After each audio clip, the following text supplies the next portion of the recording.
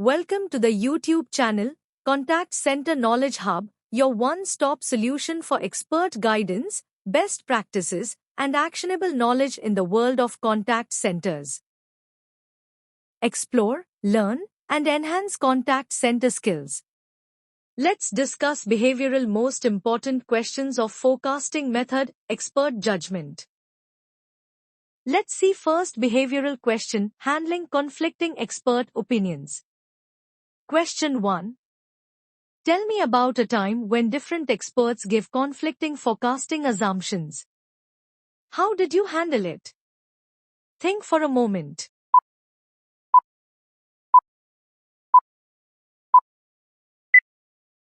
And the answer is here. Let me share an example of how I handled conflicting expert opinions in forecasting. Situation. In a telecom contact center process, we were preparing forecasts for a new billing cycle change. Three subject matter experts provided very different demand impact estimates. One predicted a 5% increase, another estimated 12%, and a third projected a much higher 20% uplift. The wide variation created uncertainty and risk for client commitments. Task. My responsibility was to reconcile these differences and deliver a single, defensible forecast that the client could confidently use for capacity and cost planning. Action. I began by conducting a structured assumption review with each expert, focusing not on the numbers, but on the logic behind them. During this process, I uncovered key differences. The 20% estimate included an assumed backlog carryover from previous billing issues. The 5% estimate did not account for a newly introduced pricing rule. The 12% estimate was based on the closest historical billing cycle change with similar customer behavior. Next, I validated each assumption using historical analogs, call driver trends, and prior billing cycle data. Rather than choosing a single opinion, I built a weighted consensus forecast, applying higher weight to experts with stronger historical accuracy and better supported assumptions. Result? We finalized a 14% uplift forecast, which ultimately tracked very closely to the actual outcome of 15.3% demand increase. Beyond accuracy, this approach strengthened cross-functional trust, improved transparency, and established a more disciplined forecast governance framework for future planning cycles. This experience reinforced the importance of structured judgment, data validation, and collaborative decision-making in complex forecasting environments. Next behavioral question, using judgment under time pressure. Question 2. Describe a time when you had to use expert judgment quickly because data was missing. Think for a moment.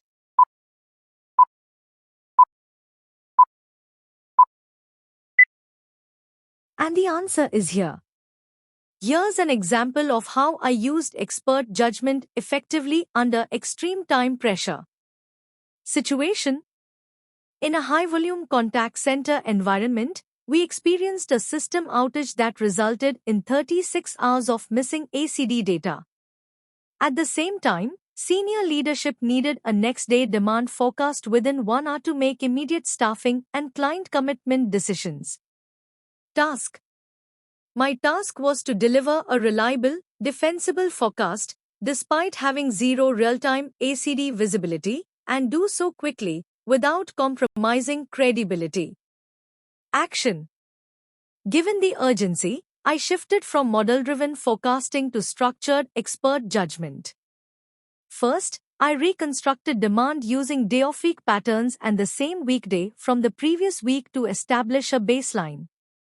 Next, I analyzed IVR traffic and upstream call attempts, which continued functioning despite the outage, to understand inbound intent levels. I then conducted a 15-minute rapid alignment call with operations leaders to validate what they were seeing on the floor, call complexity, customer sentiment, and queue pressure. Finally, I layered in historical outage spillover behavior, recognizing that suppressed demand typically rebounds once systems stabilize. All inputs were triangulated into a single, time-boxed judgment-based forecast. Result? The final forecast landed within 4% of actual demand, despite having no ACD data available at the time. More importantly, leadership was able to make confident staffing decisions without disruption. This incident was later documented as a best practice example of rapid, judgment-based forecasting, reinforcing the value of structured thinking, cross-functional input, and calm decision-making under pressure. Next behavioral question, challenging an incorrect expert assumption.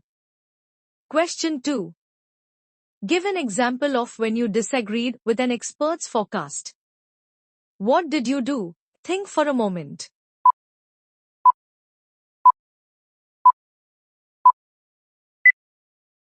And the answer is here. Let me share an example where I respectfully challenged an expert assumption using data and structured judgment. Situation: an expert forecasted a 25% surge in call volume, driven by an upcoming marketing campaign. Task: my responsibility was to validate the assumption before adjusting the operational forecast, because a large uplift would directly impact staffing, cost, and service levels. Action: I began by reviewing historical marketing campaign performance, which typically showed only a 6 to 10% increase in volume. Next, I analyzed real-time digital channel traffic, such as web visits and app activity, and found no early indicators of a surge. Instead of rejecting the expert's view outright, I challenged the assumption respectfully, asking data-driven questions around campaign reach, timing, and past conversion behavior. Based on this analysis, I proposed a moderated uplift of 12%, supported by logic and built-in buffers to manage risk. Result: when the campaign went live, the actual volume increase was 11%, closely aligning with the adjusted forecast. This outcome validated the challenge, protected operational efficiency, and strengthened client confidence in our forecasting process. This experience reinforced that expert judgment is most effective when paired with data, validation, and respectful challenge. Next behavioral question, navigating ambiguity. Question 4. Tell me about a time when the situation was unclear and you had to rely on expert judgment. Think for a moment.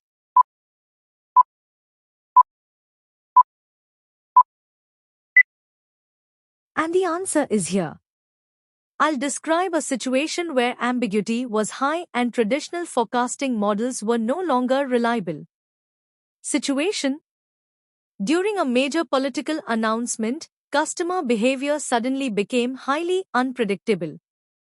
Call reasons, sentiment, and contact timing started shifting in ways we had not seen before. Task: my challenge was that statistical models began to fail because historical patterns no longer reflected real-world behavior. I still needed to provide a credible short-term forecast to protect service levels and staffing decisions. Action: I immediately organized a cross-functional huddle involving operations leaders, client SPOCs, and quality teams. Instead of relying on lagging data, I gathered real-time expert feedback on changing call drivers, customer concerns, and escalation trends. From these insights, we identified emerging patterns suggesting that volume spikes were likely, but would last only 2 to 3 days. Based on this judgment, I forecasted a 7 to 10% uplift, combined with daily recalibration to adapt quickly as new data came in. Result: despite the highly volatile environment, the forecast remained within 5% variance throughout the period. This approach stabilized operations, supported leadership decisions, and reinforced trust in our ability to navigate uncertainty. This experience demonstrated that when data breaks down, disciplined expert judgment grounded in collaboration and real-time insight, becomes essential. Next behavioral question, communication and stakeholder alignment. Question 5. Describe how you communicated an expert-based override decision to senior leadership or clients. Think for a moment.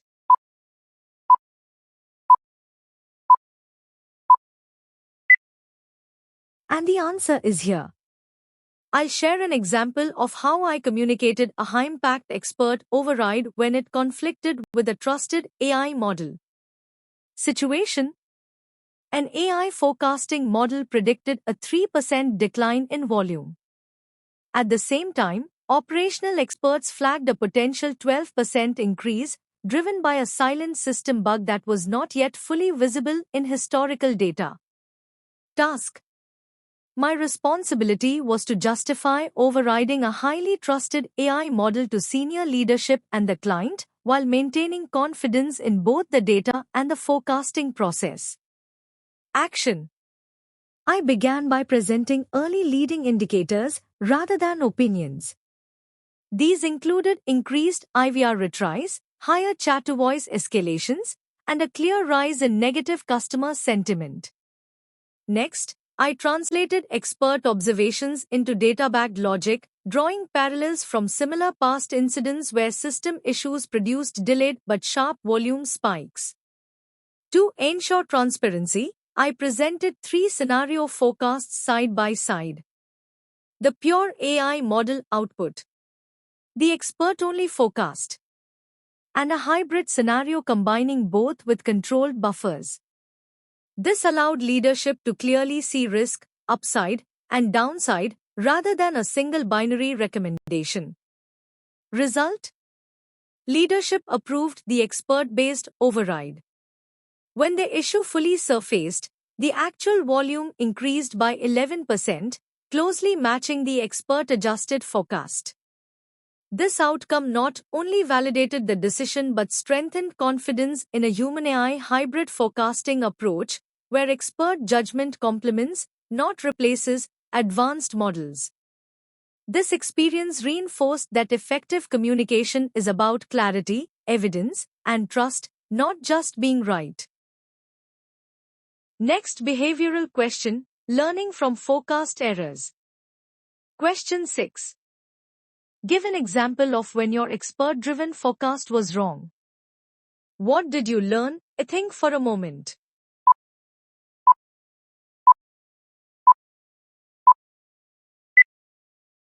And the answer is here. I'll share an example where my expert judgment was incorrect, and how I turned that error into a lasting improvement. Situation: ahead of a major regulatory change, I forecasted a 15% increase in customer contact volume based on historical regulatory events and expert expectations. Task: when the event occurred, the actual increase was only 4%. My responsibility was to understand why my judgment overestimated the impact and ensure the mistake was not repeated. Action: I conducted a detailed variance analysis, comparing forecast assumptions against what actually materialized. I discovered that several regulatory triggers did not fully activate, reducing customer confusion and inquiry volume.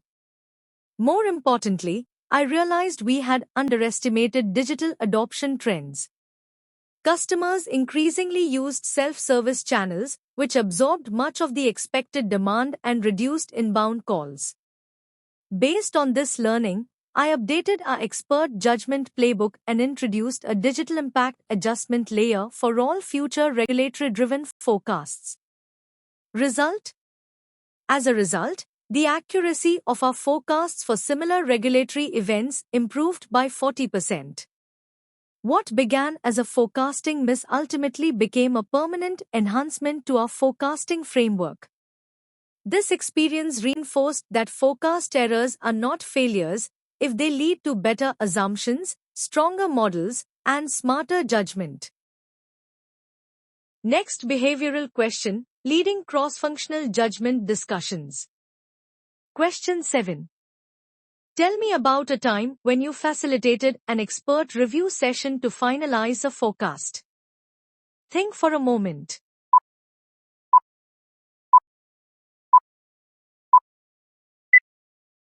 And the answer is here. I'll share an example where I led a structured expert review to align multiple stakeholders on a single forecast. Situation: during a monthly forecasting cycle, we had significant disagreement across stakeholders.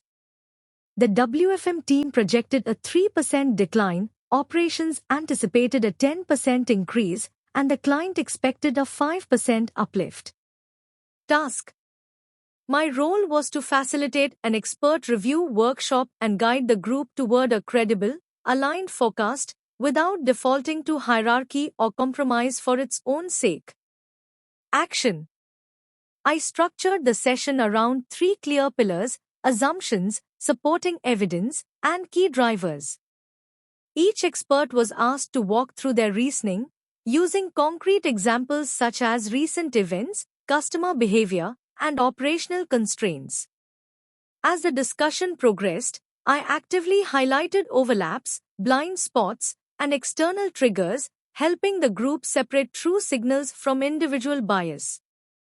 Rather than forcing a single viewpoint, I guided the team to build a consensus range, stress-tested it against risks, and finalized a 6% uplift that reflected shared understanding.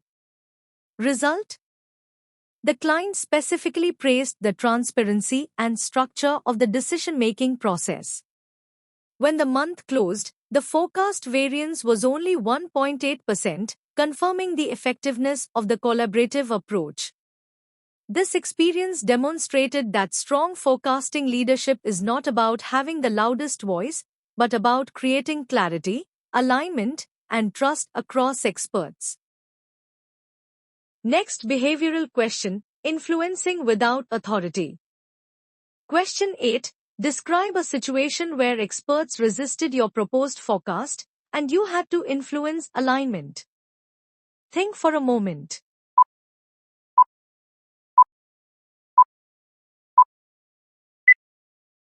And the answer is here. I'll share an example where I influenced expert alignment through data and flexibility, rather than authority. Situation: during a forecasting review, several subject matter experts strongly believed we should plan for a 20% volume increase. However, early indicators showed only a 7% upward trend, creating a clear gap between intuition and evidence.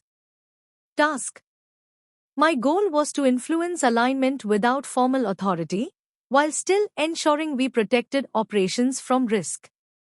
Action: I began by calmly presenting objective data, including hourly volume patterns, digital traffic signals, and mobile app usage trends.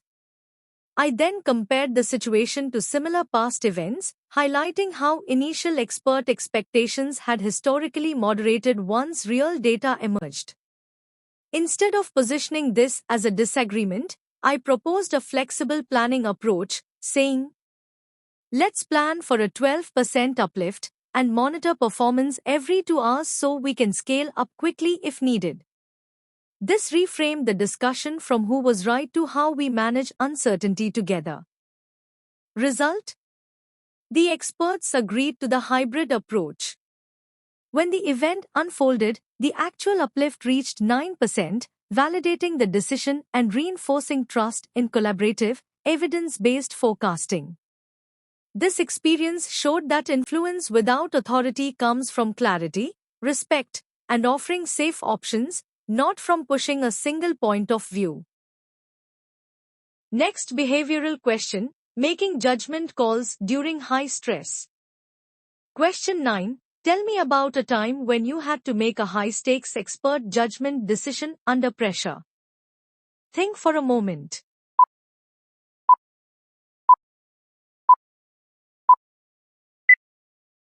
Here is the answer.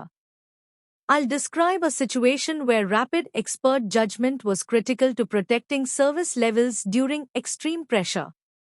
Situation: on a major festival day, We experienced an unexpected surge starting around 11 a.m., with volumes running 40% above forecast. Task: I needed to quickly reassess the forecast, determine whether the surge was temporary or sustained, and activate contingency staffing immediately to avoid a severe service level breach. Action: I started with instant call driver sampling, reviewing a live subset of customer interactions.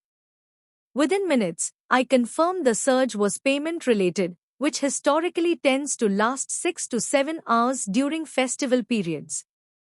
Based on this insight, I adjusted the remainder of day forecast upward by 28% rather than reacting blindly to the full spike. At the same time, I activated contingency measures, bringing in 40 additional agents through overtime and cancelling planned VTO to stabilize capacity quickly. Result: without intervention, we were tracking toward a 50% service level breach. Due to the rapid judgment-driven response, the actual impact was limited to just 14%, protecting customer experience during a peak business day. Leadership later recognized the speed and accuracy of the decision, reinforcing trust in expert judgment during high-stress situations. This experience reinforced that under pressure, effective judgment comes from fast signal validation, decisive action, and controlled risk, not panic. Next behavioral question: building expert judgment skills in team. Question 10. How have you helped others improve their expert judgment forecasting skills? Think for a moment.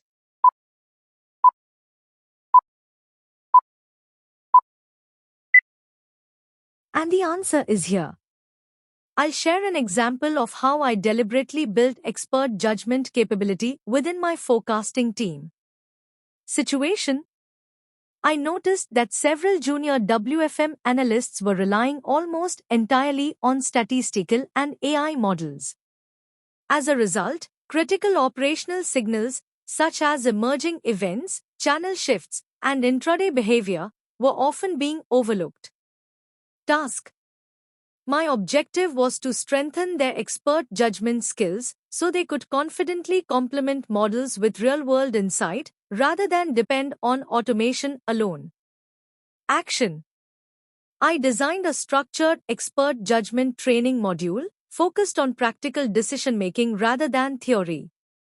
The module covered event impact patterns, spillover logic across channels, bias reduction techniques, and cross-channel leading indicators. To reinforce learning, I facilitated weekly case study sessions where analysts reviewed real forecasting scenarios and openly discussed what signals were missed or misinterpreted. I also introduced judgment checklists that had to be completed for every forecast adjustment, ensuring assumptions, risks, and evidence were clearly documented. Result: within 3 months, the accuracy of judgment-based overrides improved from 58% to 82%. More importantly, the team became more confident, structured, and accountable in how they applied expert judgment alongside models. This experience reinforced that expert judgment is not intuitive talent, it's a skill that can be taught, practiced, and governed. Next behavioral question: balancing data and judgment. Question 11. Tell me about a time when data indicated one direction, but expert judgment indicated another. How did you decide what to do? Think for a moment.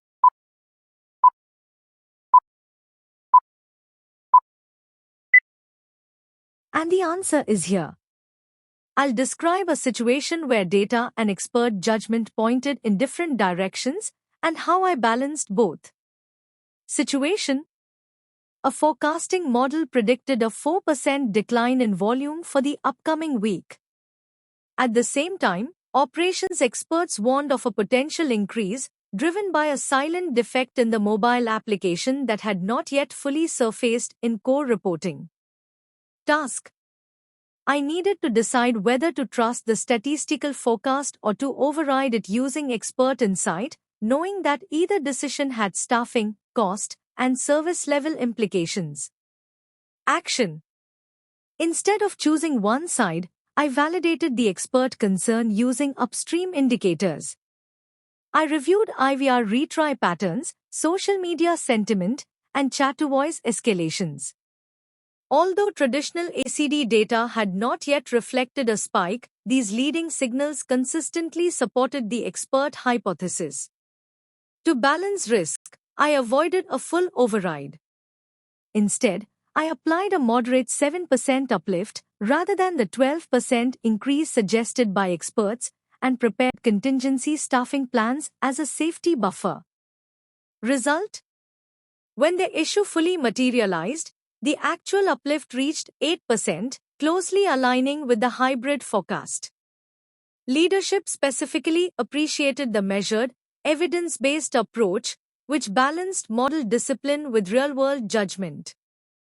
This experience reinforced that strong forecasting decisions are rarely about choosing data or judgment, but about integrating both intelligently. Next behavioral question: overcoming confirmation bias. Question 12. Share an example where you had to overcome your own bias while making a forecast using expert judgment. Think for a moment.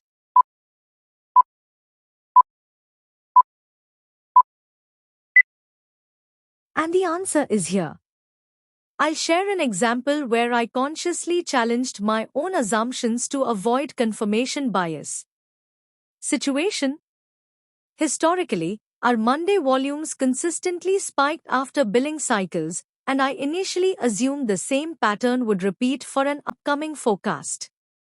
Task: my responsibility was to avoid blindly reapplying past patterns and validate whether underlying customer behavior and channel dynamics had changed. Action: I intentionally questioned my own assumption and validated it with subject matter experts, who confirmed that digital payment adoption had increased by 30% during the quarter. I then reviewed mobile app usage and inquiry data, which revealed a noticeable decline in bill-related customer queries. Based on these insights, I revised the forecast downward, despite historical precedent suggesting a much higher uplift. Result? When the cycle completed, the actual volume increase was only 4%, not the 15% initially expected. By overcoming confirmation bias, we prevented overstaffing, avoided unnecessary cost, and delivered a more accurate forecast. This experience reinforced that strong expert judgment requires not just pattern recognition, but the discipline to question familiar patterns when conditions change. Next behavioral question: leadership under uncertainty. Question 13. Describe a time you had to make a forecasting decision with limited information and high uncertainty. Think for a moment.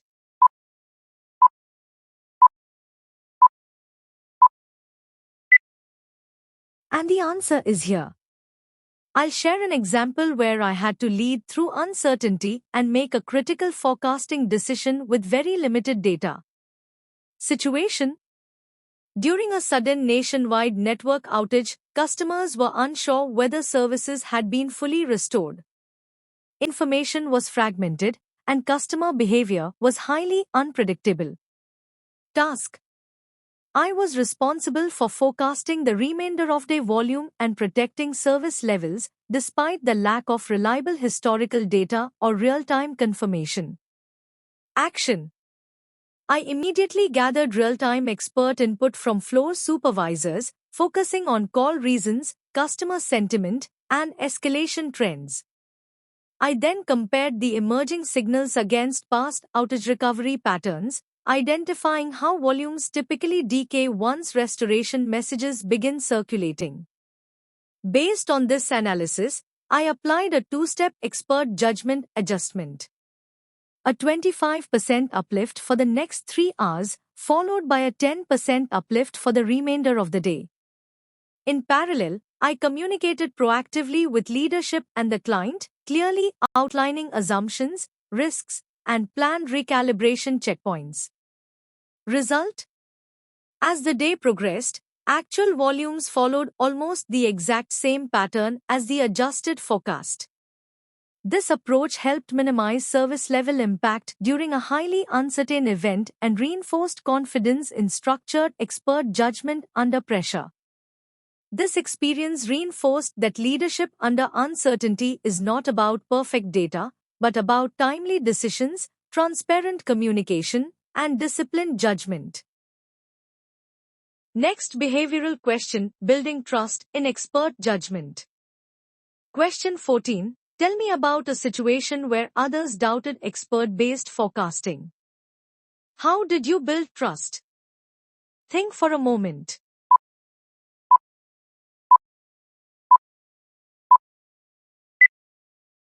And the answer is here. I'll share an example of how I built trust in expert judgment when stakeholders were initially skeptical. Situation: a client strongly preferred AI-driven forecasts and frequently questioned any manual or expert-based overrides, viewing them as subjective or risky.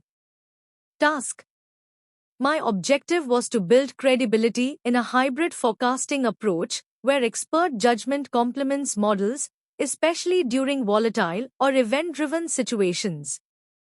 Action: rather than debating opinions, I focused on evidence and transparency. I conducted a 3-month comparative analysis, reviewing forecast accuracy under 2 approaches: model-only forecasting and hybrid forecasting, combining models with structured expert overrides. The results clearly showed that during periods of volatility, expert-driven adjustments improved accuracy by 12 to 18%.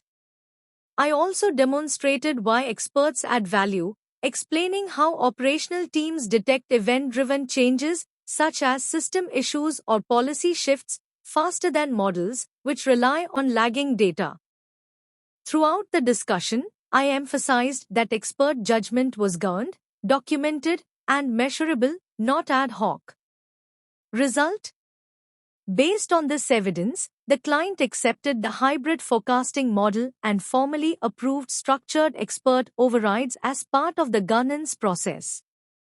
This significantly strengthened trust, collaboration, and confidence in our forecasting decisions. This experience reinforced that trust in expert judgment is built through data, transparency, and repeatable results, not persuasion alone.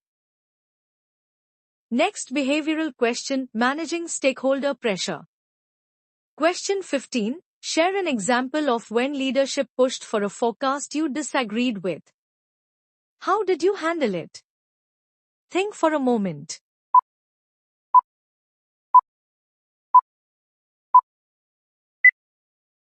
And here is the answer.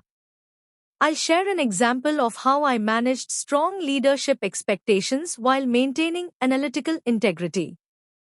Situation: senior leadership anticipated a 20% surge in demand following the launch of a new commercial offer. Based on my expert analysis, historical patterns suggested a much lower impact, closer to 6 to 8%. Task: my challenge was to communicate my concerns clearly, without appearing resistant or dismissive of leadership's perspective. Action: I anchored the discussion in evidence rather than opinion.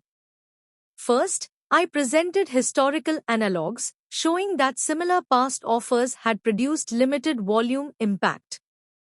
Next, I shared early leading indicators, including stable mobile app traffic and minimal spikes in IVR activity, which did not support a major surge scenario.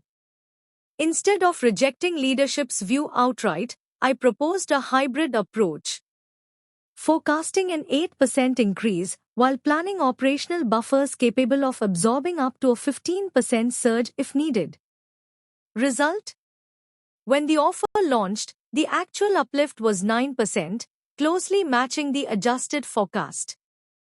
Leadership later acknowledged the reasoning and specifically praised the balanced, risk-managed approach.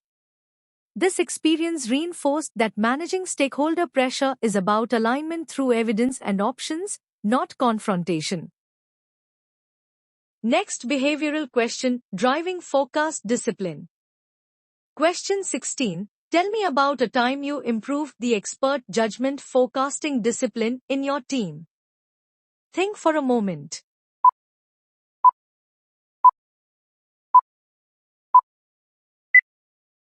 And here is the answer. I'll share an example of how I strengthened structure and accountability in expert-driven forecasting.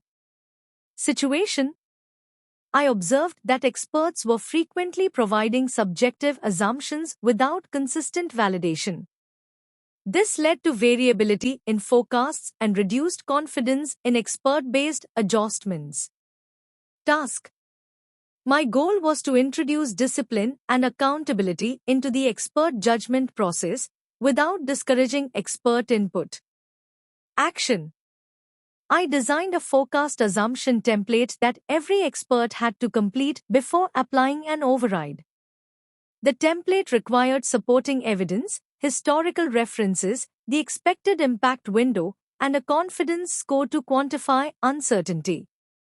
In parallel, I conducted targeted training sessions on cognitive bias awareness, helping the team recognize and reduce assumption-driven errors. I also introduced a weekly assumption review meeting where forecasts were openly discussed, challenged, and refined as a group.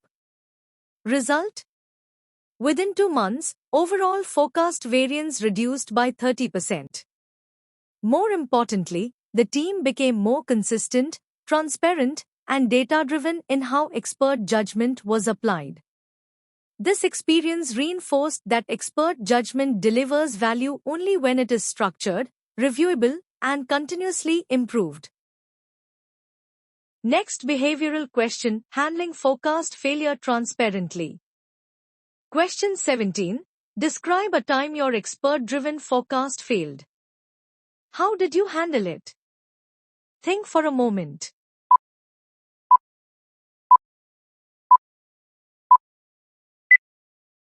And the answer is here. I'll share an example of how I handled a forecast failure with transparency and accountability. Situation: I forecasted a 12% increase in volume, but the actual spike reached 28% due to a sudden government announcement that we did not anticipate. Task: my responsibility was not only to manage the operational impact, but also to address the forecast miss openly and ensure the organization learned from it. Action: within 24 hours, I delivered a transparent variance analysis to leadership, clearly explaining where and why the forecast had diverged. I highlighted the early indicators we had missed, particularly external triggers that fell outside our existing monitoring scope. Based on this gap, I updated our event monitoring procedures and revised forecasting governance to formally include external news and regulatory alerts as leading indicators. Result: leadership appreciated the openness and accountability in how the issue was handled. Within 2 months, forecast accuracy during event-driven demand improved significantly, reducing the likelihood of similar surprises in the future. This experience reinforced that forecasting credibility is built not by avoiding failure, but by responding to it quickly, transparently, and with meaningful improvement. Next behavioral question, mentoring for expert judgment. Question 18. Tell me about how you coached someone to make better expert judgment forecasting calls. Think for a moment.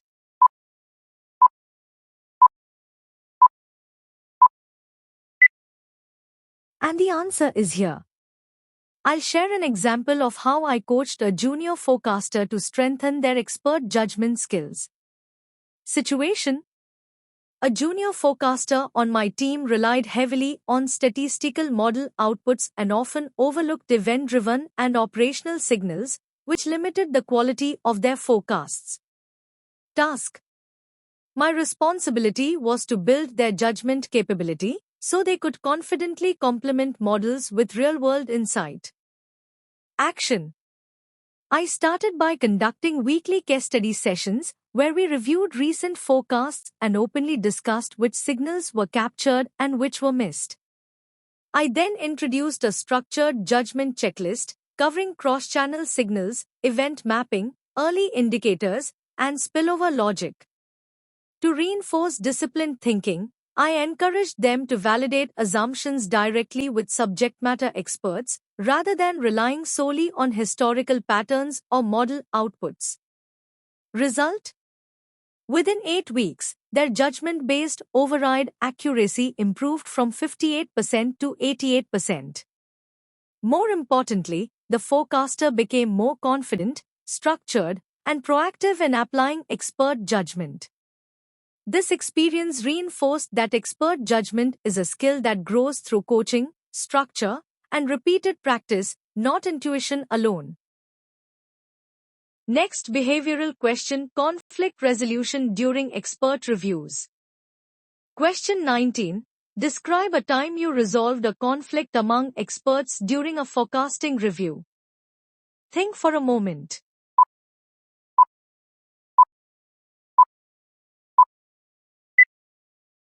And the answer is here.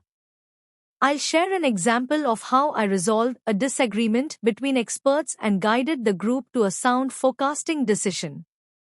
Situation: during a forecasting review, two operations managers held opposing views. One expected a near-term spike in volume, while the other anticipated a decline based on longer-term trends. Task: my role was to moderate the discussion constructively and arrive at a single, credible forecast without dismissing either perspective. Action: I structured the conversation so that each expert presented their evidence rather than opinions. As the discussion unfolded, it became clear that both perspectives were partially correct. One was focused on short-term operational signals, while the other was evaluating longer-term customer behavior. I acknowledged the validity of both viewpoints and then integrated them using weighted reasoning, reflecting the expected timing and duration of each effect. Result: the final forecast achieved a variance of just 3%. Both leaders expressed appreciation for the balanced, evidence-driven resolution, and the process strengthened trust across the team. This experience reinforced that effective conflict resolution in forecasting is about integration, not choosing sides. Next behavioral question: ethical judgment in forecasting. Question 20. Share a time when you had to take an ethical stand related to expert judgment or forecast numbers. Think for a moment.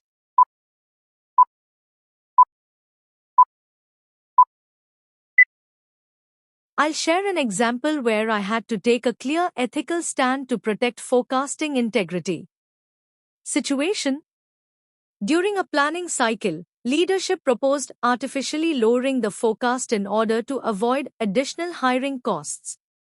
Task: my responsibility was to protect the integrity of the forecast, even though the pressure was coming from senior stakeholders.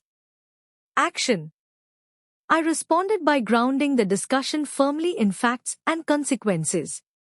I presented clear evidence showing that underforecasting would directly impact service levels, increase customer wait times, and ultimately trigger SLA penalties that would outweigh any short-term cost savings.